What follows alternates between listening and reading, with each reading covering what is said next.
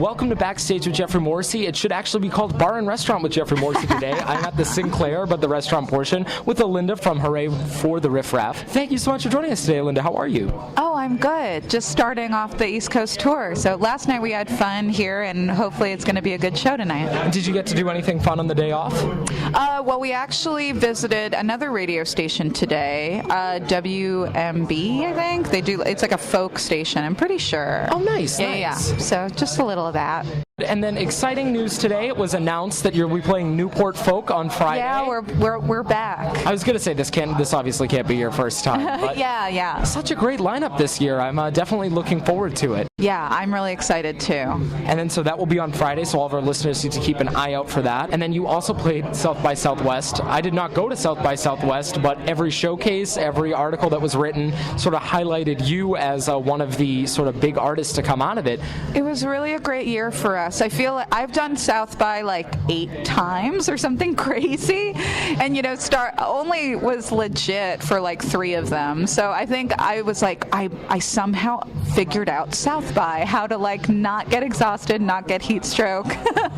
And this year, we were just so excited about the album, and I feel like the live band really like clicked into gear. So it was a really great year for us. And you guys have been playing the album. It's called The Navigator. It came out in March. Quite a bit, as you said. You're starting off an East Coast tour today, and it's a little bit of a new sound. How is that translating to the live show? Has it been pretty much just sort of picking up from the studio, or a little bit of a it's transition? been a lot more fun than it used to be for me. I feel like the studio, Paul Butler, who produced Michael Kiwanuka and St. Paul and the Broken Bones, he was the producer of this album. And in the studio, he taught me so much about just breaking out of my shell, having more fun with playing music, like with just dealing with rhythm and thinking about things more rhythmically and more alive, I guess, So with the live show, we're just having a really great time, and it's really, we do our best to bring all of those layers from the studio into the live show. But of course, it's not as much percussion. There would be like 20 layers of percussion that we would do.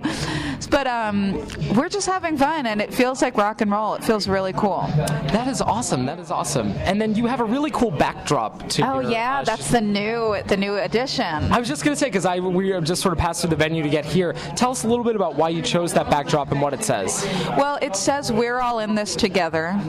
It means a lot to me to have that. I really wanted something that kind of creates this atmosphere the minute you walk in the door. You see that banner, and I was like, what sums up my hope for these live shows? What I want to leave people with, when they go back home and go back to work and have to go back to like the normal day-to-day, not being at a rock show.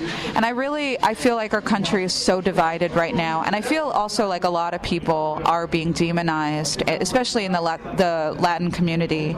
And I really wanted people to feel like, to be reminded of the humanity in the room, to really think like, wow, here I am in this room, and this is our country too, and we need to work together if we're going to move forward. We can't act, this isn't a football game. It's not like you won, we lost. It's like we have to work together, and we have to try to figure out how to create a brighter future. I think things are feeling a little dismal right now, so that's my hope with the banner. It's definitely I think that it will accomplish that. And then for you, what is a sort of an artist or a venue that when they put on the show and you walk in, you instantly sort of feel the humanity, you feel that we're all in this together? A venue. A venue, or either like a band that when you went to go see them, you were like, this was a very sort of powerful experience. Actually, there is this band that I really am loving right now called Las Cafeteras. Oh, nice. They're based out of LA, and they're a bunch of like young Chicanx kids. I mean, I call them kids because they're like my age, but I guess we're not kids anymore. But I was able to play some shows with them recently. They are so inspiring, and I really feel like to me, whenever I see them, I leave feeling like, all hope is not lost. We have so much work to do, and we need to do it inspired. We need to like go out and feel like, okay, let's save the environment, because we have to live on the planet. We have to like go forward feeling more connected to each other and inspired by each other. So that's how they make me feel. Wonderful, wonderful. And then so the Navigator deals a lot with identity and sort of finding identity. How was that? How did you go about sort of exploring your identity, and what does identity really mean to you?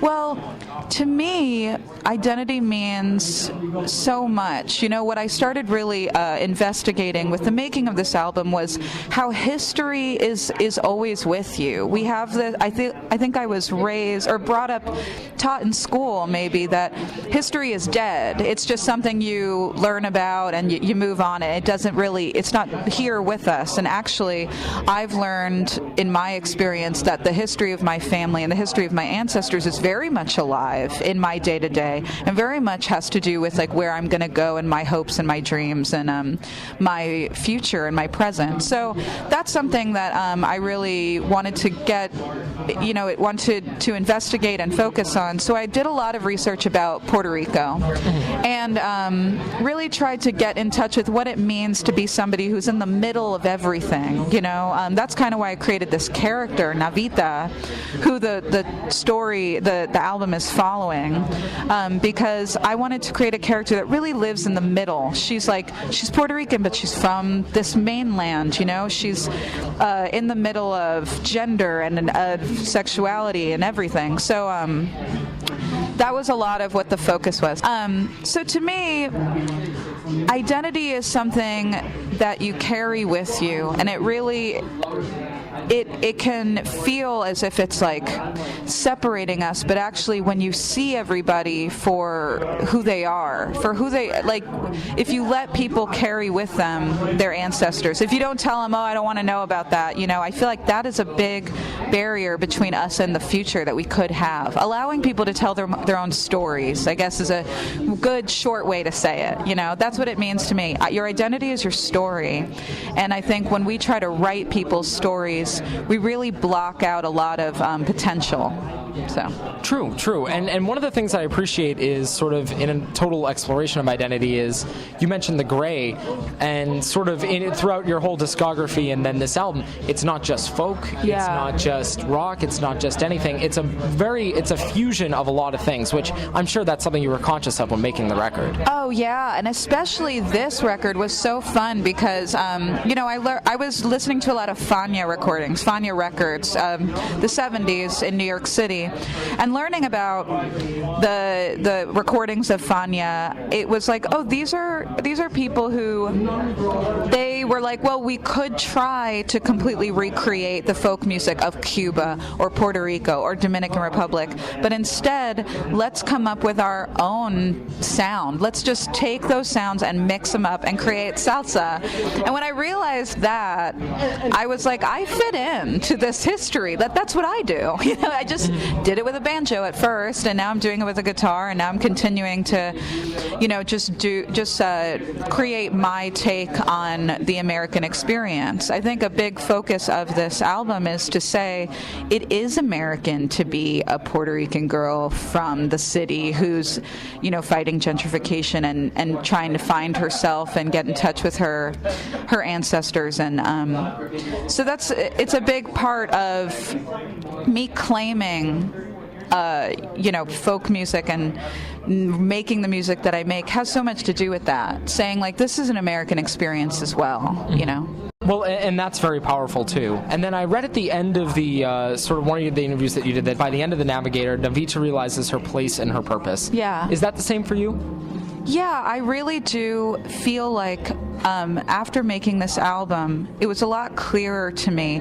The events that just took place with the election, it was very scary for me and my close friends. And yet things became very clear to me of what I wanted to do with my music, what I want to do with my artwork, and what I really want to dedicate my energy to. Navita, her purpose is to be the memory of these people who are facing, her community in the story of the album is facing a total erasure, and she remembers. That's why she's so important. She remembers. She can tell them, you've accomplished all this stuff, like your people have accomplished so much, and you should be proud of who you are. So I'm really inspired by that character, and I want to go out there and kind of do that myself. And then you sort of to mention the election. Was this album written before the election? Did you have to go back and tweak things after? How did that sort of all play into it? It all was written before. Yeah, it was done in the spring. So I don't even think the prime, what is it called? Well, I don't even know if we had the nominees set yet. I don't think we did. No, not the spring. But a lot of the imagery was already coming out. There was a lot of language that I was really paying attention to in these campaigns. Obviously, I referenced the wall.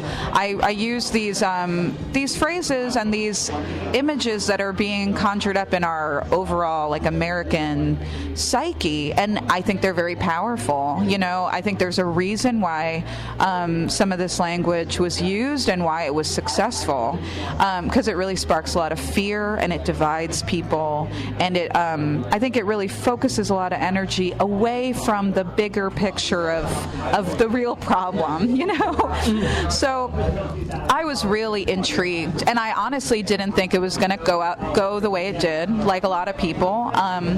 And as I said, although it was really scary for me, I decided that I really love this country, and I love the people of this country, and I love people who make this country great, who might not have the right paperwork, So, and I decided, as a patriot, that's my duty to go around the country and to sing this music. So that's how I see it. I see it as an act of really loving the United States. So.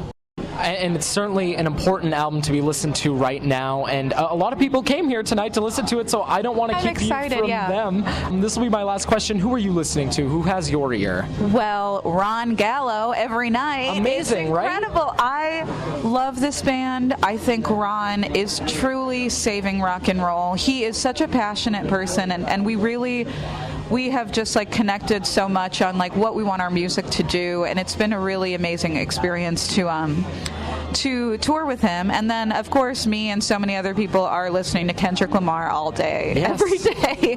I truly think he's the best artist of our generation. I feel so happy to just be alive while he's making music, honestly. So. It's a damn good album, no pun intended. And yours is as well. It's called The Navigator. It came out in March. Alynda from Hurray for the Riff Raff. I did it this time. Thank you so much for joining us, and have a great show. Thank you.